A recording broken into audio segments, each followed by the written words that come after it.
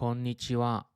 上一條片我就講咗用乜乜乜乜た係代表想做一件事，咁今次就講下乜乜乜欲しい代表啲乜嘢嘢啦。最簡單嘅用法就係我想要某一樣嘢，點用呢？就係喺嗰樣物件之後加一個が，再加欲しい，咁就即係話我想要嗰一樣嘢。例如お金が欲しい，お金が欲しい，即係話我想要錢。休みが欲しい，休みが欲しい，即係話我想放假。上一條片都講過啦，因為嗰個物件係重點，所以個助詞係が。無論係た又好，欲しい又好，兩個都係い擺喺最尾，而佢哋兩個都係形容詞。咁い擺喺最尾，即係い形容詞啦。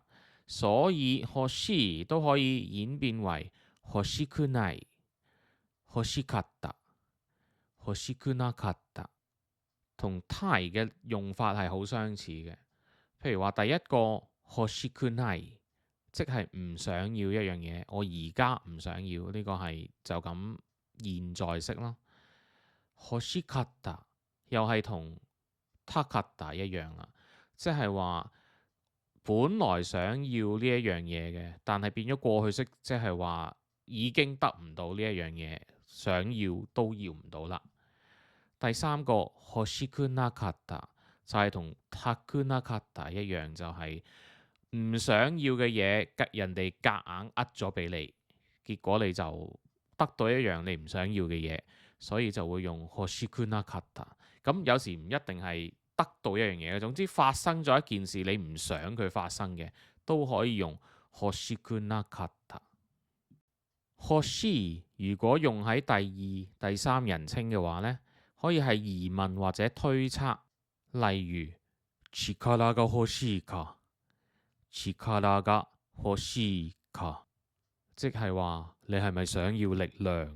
又例如彼はお金が欲しいらしい、彼はお金が欲しいらしい，即係話佢好似想要錢，或者通俗啲講，佢好似等錢使喎咁嘅意思。欲しい仲有一個用法，就係如果你希望人哋幫你做一件事嘅時候，你就可以將個動詞首先擺個人喺前面啦，即係邊個都好擺喺前面啦，跟住個動詞轉咗做て形，然後加欲しい，て欲しい去表達你想人哋幫你做一件事。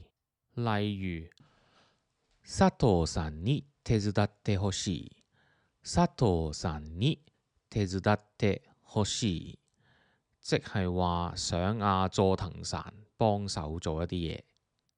行かないでほしい，即係話唔想對方走。有一樣嘢要注意嘅就係てほしい係一般而言呢，係唔可以用喺啲冇生命嘅主語上面嘅。不過有例外，例如落雨啊、地震呢啲自然現象嘅話呢，係可以咁樣用嘅。例如雨が止んでほしい、雨が止んでほしい，希望啲雨快啲停。呢個用法係可以嘅。嗱，我學日文嘅時候呢，咸豐年嘅時呢，就唔會咁教嘅。我係近期先發覺原來係有人會咁用，然後係接受嘅，即係一普遍係接受 OK 嘅，覺得呢個用法係 OK 嘅。但係我學日文嘅時候係從來冇學過，係總之就話一定唔可以咁用嘅。咁不過語言呢啲嘢係會變化噶嘛，所以我講呢番説話除咗暴露自己年齡之外係冇乜實質意義嘅。Anyway，記住啦，一般就唔可以用於冇生命主語，天然現象、自然現象例外。仲有一個地方唔可以用呢，就係てほしい唔可以用喺自己身上咯。你自己想做嘅嘢，記唔記得係要用咩？要點講啊？用たあ嘛。咁てほしい係人哋，你希望人哋幫你做，就唔會係用嚟講自己啦。OK，仲有一樣嘢就係聽可視，記住你只係希望人哋做呢一樣嘢啫，你唔係話我叫你你就要做，即係純粹係我希望人哋幫你做。實際上人哋做唔做係另一回事，即係呢個語氣咧係婉轉過ください嗰啲諸如此類叫人做嘢嗰啲講法嘅。好多謝大家睇到嚟呢度都冇撳走條片，既然一場嚟到，不如 comment、like and subscribe。ではまた。